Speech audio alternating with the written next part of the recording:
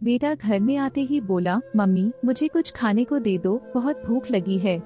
मैंने जवाब दिया, मैंने तो कहा था कुछ लेकर जाओ कॉलेज, सब्जी भी बना रखी थी। बेटा बोला, मम्मी अपना ज्ञान अपने पास रखो, जो कहा है वो कर दो और रात में अच्छा खाना बनाना। आज मेरा दिन अच्छा नहीं रहा।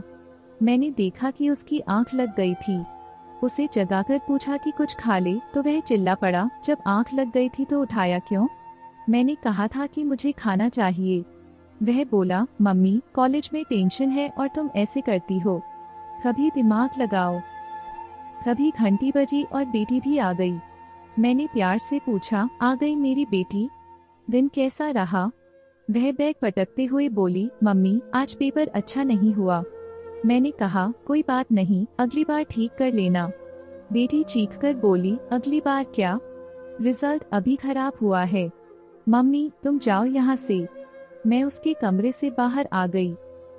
शाम को पति आए, उनका चेहरा भी उतर चुका था। थोड़ी बात करने की कोशिश की तो बोले, मुझे अकेला छोड़ दो, बॉस ने क्लास ले ली, अब तुम भी शुरू हो गई हो। कई सालों से यही सुनती आ रही थी। सभी की पंचिंग बैग मैं ही थी। हम औरतें भी अपनी इज्जत करवाना सीखें। मैं सबको खाना खिलाकर अपने कमरे में चली गई। अगले दिन से मैंने किसी से भी पूछना और कहना बंद कर दिया।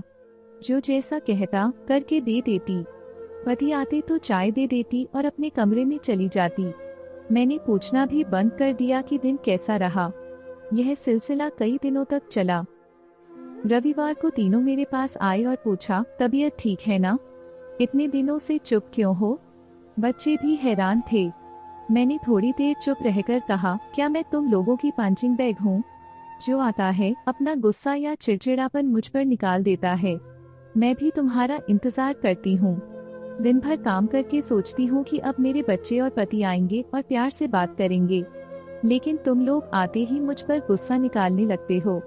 अगर तुम्हारा दिन अच्छा नहीं गया तो क्या यह मेरी गलती है? हर बार मुझे झिड़कना सही है? कभी तुमने सोचा कि मुझे दिन भर में कोई तकलीफ तो नहीं हुई? तीनों चुप हो गए और शर्मिंदा थे। मैंने साफ कह दिया कि मुझे दरवाजे पर लटका पंचिंग बैग समझ लिया है, जिस पर सब अपना गुस्सा निकालते हैं। कभी कभी ऐसा होना ठीक है, लेकिन अगर यह आदत बन जाए तो इसे बदलना चाहिए।